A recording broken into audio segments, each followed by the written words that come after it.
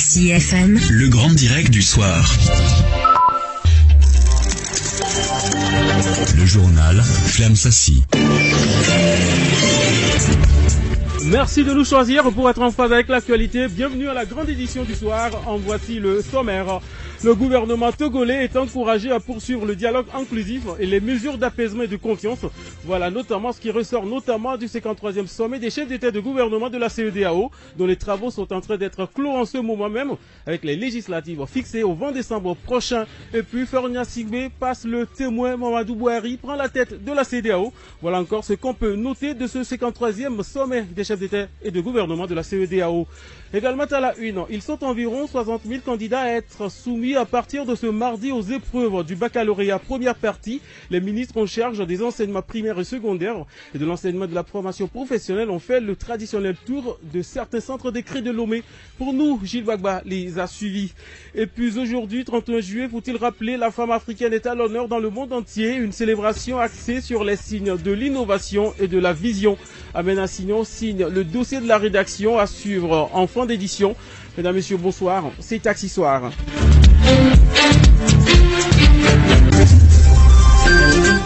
Encore une fois, bonsoir. Nous le disions tantôt, le 53e sommet des chefs d'État et de gouvernement prend fin en ce moment même à Lomé avec l'examen de plusieurs rapports axés sur la création d'une monnaie unique, la situation politique au Mali, en Guinée-Bissau et au Togo.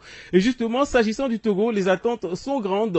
Je vous propose d'écouter une partie du communiqué final où on y reviendra peut-être, mais faites un signe de l'autre côté. Mais ce fut en tout cas une journée très chargée pour les chefs d'État et de gouvernement de l'espace communautaire. Déjà dans la matinée, la cérémonie d'ouverture a été marquée par les prestations de serment de Jean-Claude Brou, président de la commission de la CEDEAO, et des 5 juges de la Cour de justice de la communauté, bien sûr. Avant de suivre la cérémonie d'ouverture avec Hugues pour beaucoup de gymnastique au studio, on va revenir en tout cas à l'essentiel du communiqué final qui a été lu tout à l'heure par le ministre togolais des Affaires étrangères et de l'intégration africaine, Robert Doucet. On va suivre l'essentiel par rapport à la situation du Togo. Situation socio-politique au Togo. La conférence a examiné le rapport présenté par les deux facilitateurs, leur Excellence M. Nana Addo Dankwa Akufo-Addo, président de la République du Ghana, et professeur Alpha Condé, président de la République de Guinée, dans le cadre du mandat qui leur a été confié par la conférence en date du 14 avril 2018. La conférence a félicité les deux facilitateurs et noté avec satisfaction les progrès et les acquis qui ont été enregistrés. La conférence se félicite de l'engagement des parties prenantes à maintenir l'esprit de concertation et de dialogue en vue de favoriser une résolution durable de la crise. À l'issue des échanges, la conférence des chefs d'État et de gouvernement a convenu de ce qui suit. Elle encourage le gouvernement togolais à poursuivre les mesures de confiance et d'apaisement en accélérant les procédures judiciaires relatives aux personnes arrêtées lors des manifestations politiques et d'étudier la possibilité de mesures additionnelles en faveur de ces personnes. Manifestations à les restituer aux autorités compétentes. Elle appelle par la même occasion les acteurs politiques et la société civile de s'abstenir en toutes circonstances des actes et propos susceptibles d'alimenter de nouvelles tensions et de compromettre les efforts en cours. Elle exhorte les forces de sécurité à faire preuve de professionnalisme dans leur mission de maintien d'ordre, de préservation de la sécurité des biens et des personnes. La conférence des chefs d'État exhorte le gouvernement à procéder à la révision intégrale du fichier électoral en vue de l'organisation, le 20 décembre 2018, des élections législatives. La conférence invite le gouvernement et les acteurs politiques à œuvrer en vue de l'adoption des réformes constitutionnelles en prenant en compte, entre autres, les points suivants. Le mode de scrutin à 2 tours pour l'élection du président de la République. La limitation à 2 du nombre de mandats présidentiels. La recomposition de la Cour constitutionnelle. pour notamment revoir sa composition et limiter le nombre de mandats de ses membres. L'adoption de ces réformes par la voie parlementaire en vue d'accélérer le processus de leur mise en œuvre. Le cas échéant, ces réformes seront soumises aux consultations électorales. La conférence se réjouit des dispositions envisagées par le gouvernement togolais dans la préparation, l'organisation et le déroulement d'élections transparentes, crédibles et inclusives à travers notamment l'accélération et la finalisation du recensement électoral pour établir des listes électorales fiables.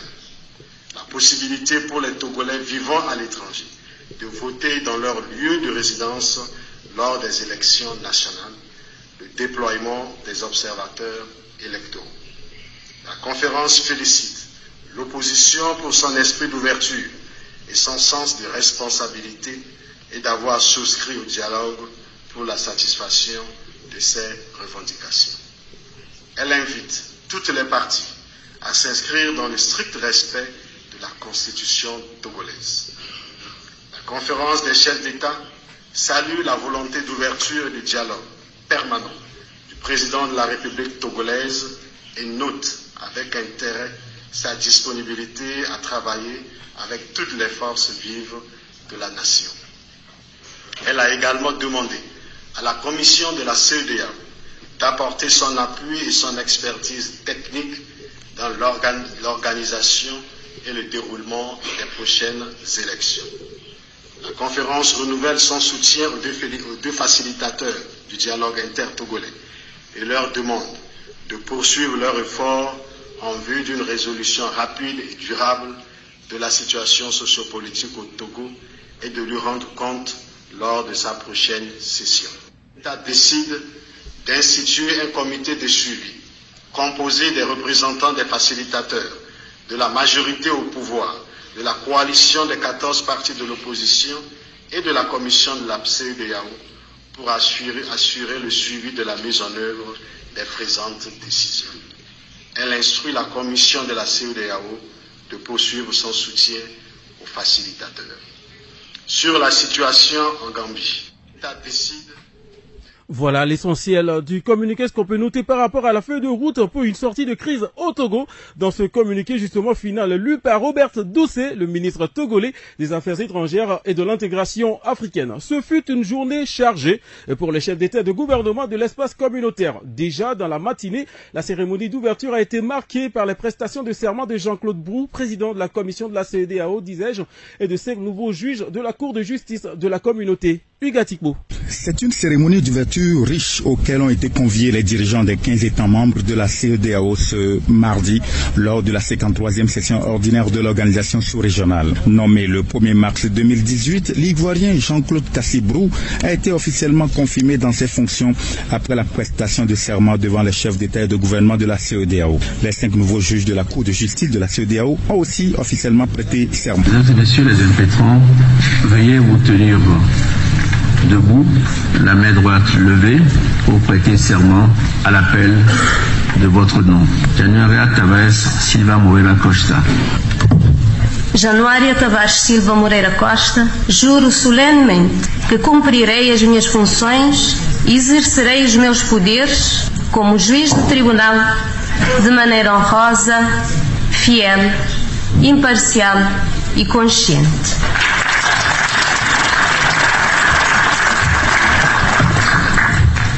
Beribe Ouattara.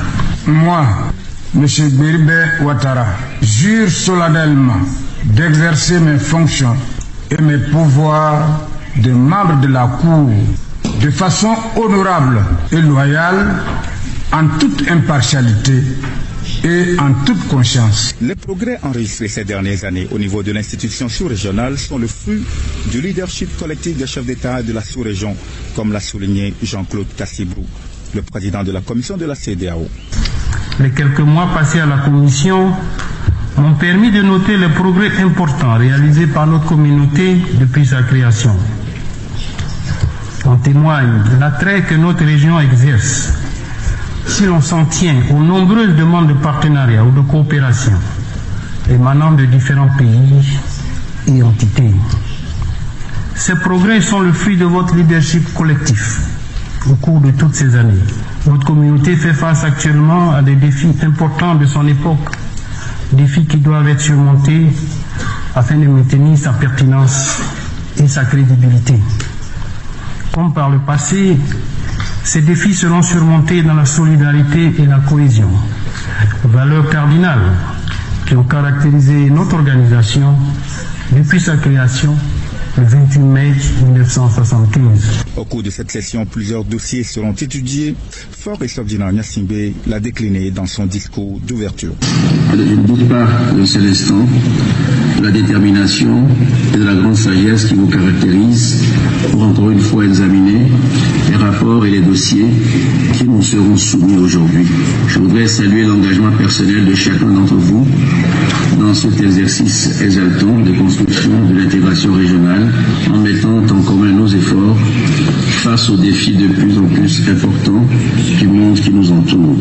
Au cours de cette 53e session ordinaire, nous aurons à examiner, comme par le passé, plusieurs dossiers sur des sujets comme la situation dans notre sous-région et de notre organisation, la crise alimentaire dans certains pays, le commerce international, les réformes institutionnelles, la situation politique dans certains pays, autant de questions importantes pour la marche de notre communauté.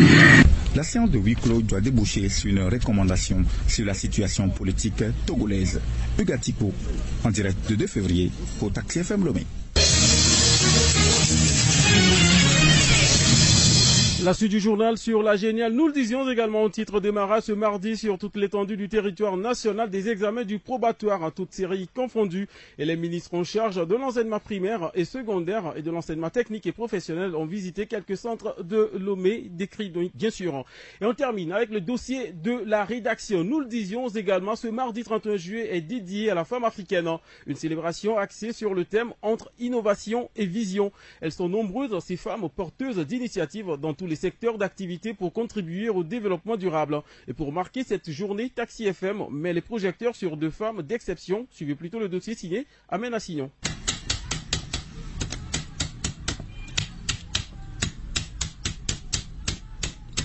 Nous sommes au quartier Atikoumé. Avec tout ce boucan, on se croirait dans une usine de métallurgie. Et non, nous sommes chez une horlogère. Et oui, une femme qui répare les montres. Ça existe à Lomé. Et elle s'appelle Rapi Aboti. Nous personnalisons les montres.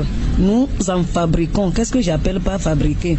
Et si quelqu'un maintenant veut avoir une montre pour lui-même, il suffit que lui nous donne les indicatifs. Soit sa photo, soit l'établissement, soit un logo, ce qu'il veut. Si c'est une société, le logo de la société. Et nous, on passe la commande. Type de montre que nous voulons.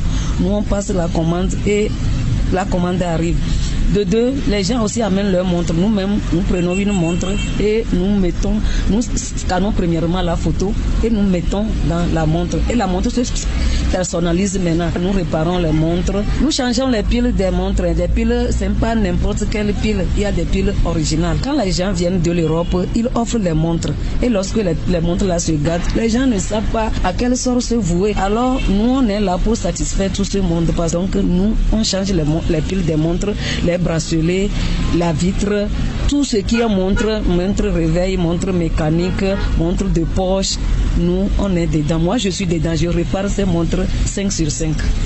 Un métier né d'une passion nourrie pour les montres qu'il exerce avec efficacité et qui force l'admiration des hommes. Quand ils arrivent, ils voient que c'est une femme, ils me regardent d'un air que, bon, eux-mêmes ils ne comprennent pas, ils disent comment je suis arrivé à apprendre ce métier. Est-ce que mon papa est du métier? Mon papa, lui, il est menuisier là, il ne connaît même pas horlogerie. Puisque quand je lui ai dit même que je vais apprendre ce métier, il a refusé. Vous voyez? Donc d'autres sont impressionnés, d'autres me regardent d'un air bizarre, ils disent que moi, comment je suis arrivé jusqu'à apprendre ce métier. Et moi, j'aime tellement ce métier que je ne peux pas m'en passer. Quand je dors, c'est montre.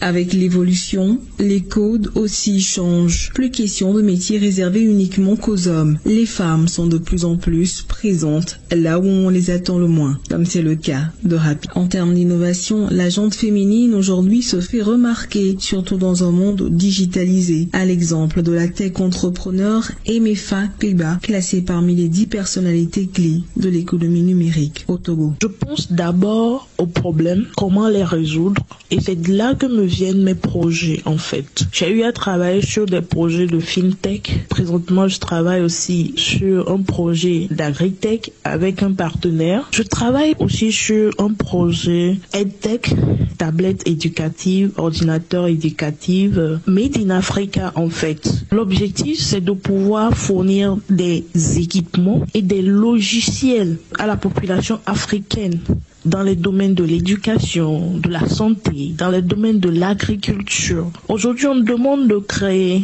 on demande de résoudre les problèmes. Il faut des solutions africaines pour les problèmes africains. Mais si les gens n'ont pas l'outil, si les gens n'ont pas la formation, comment est-ce qu'ils peuvent créer, innover, initier